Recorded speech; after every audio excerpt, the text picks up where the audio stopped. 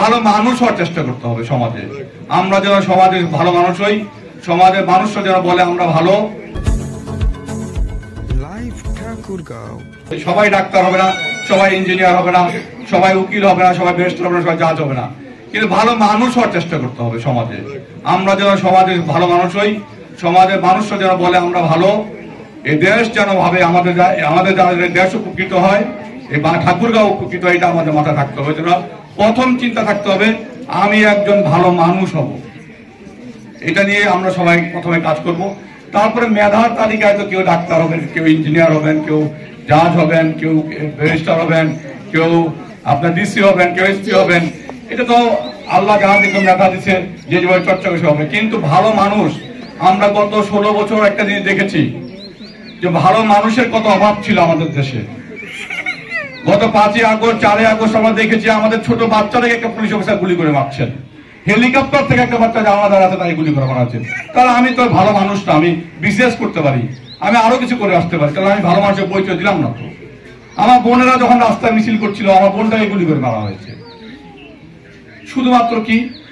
শুধুমাত্র একটা ন্যায়সঙ্গত দাবির জন্য আমাদের শিশু বাচ্চারা, আমাদের কলেজের ইউনিভার্সিটির ছেলেরা তারা রাস্তায় নেমেছিল, তাদেরকে মারা হয়েছে। সেই কারণে আমি বললাম যে আমরা যদি ভালো মানুষ হই তাহলে আমাদের বিবেক তাড়না দিবে যে আমি এই লোকটাকে মারবো না, আমি খুনটা করবো না, আমি নেশা করবো না, আমি খারাপ কাজের সাথে জড়াবো না। তাহলে এই জিনিসটা আমার মাথায় কাজ করবে সবসময়।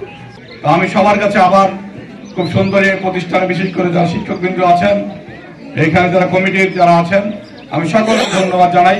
আপনারা সুন্দর একটা স্কুল করেছেন। আবার সুযোগ পেলে আপনাদের সাথে এখানে আসবো।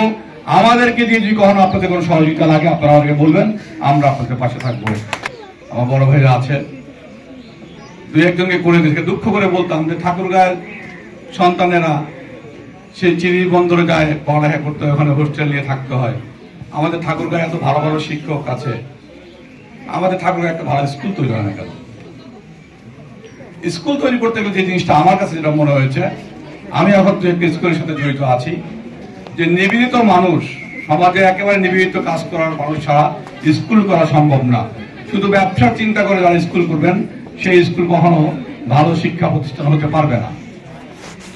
তো আজকে যারা এই স্কুলটির সাথে জড়িত আছেন, আমার কাছে খুব ভালো লাগছে যে হোস্টেল সহ স্কুল ঠাকুরগাঁয়ে মনে হয় আমি এর আগে কোথাও যাইনি, যে আমি যাই না, আছেন কিনা আপনি বলতে পারবেন, আছেন কিনা আমার জানার মতে নাই। খুব ভালো লাগছে যে আপনারা একটা ভালো উদ্যোগ নিয়েছেন এবং এটি ভালো কাজ, ভালো শিক্ষা প্রতিষ্ঠান ঠাকুরের গড়ে ওঠা উচিত। তাহলে আমাদের ছেলে মেয়েরা এখান থেকেই ভালোভাবে পড়ালেখা করে ভালো জায়গায় যাবে। বাপমা থেকে ওই রানীশঙ্কর, একসময় রানীশঙ্করে পড়ালেখা করতে যেত আমাদের শহরের বাচ্চারা ক্যাডেটে ভর্তি হওয়ার জন্য। আমায় কয়েকদিন আগে আনোয়ার ভাই একটা দাওয়াত দিয়েছিলেন ঠাকুরগাঁও প্রেস ক্লাবে।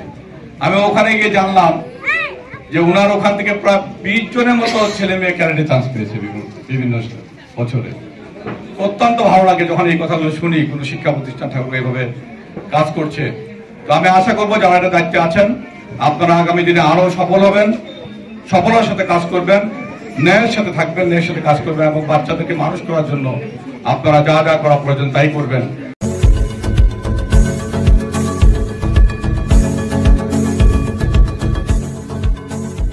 লাইভ ঠাকুরগাঁও 24 ঘন্টাই খবর।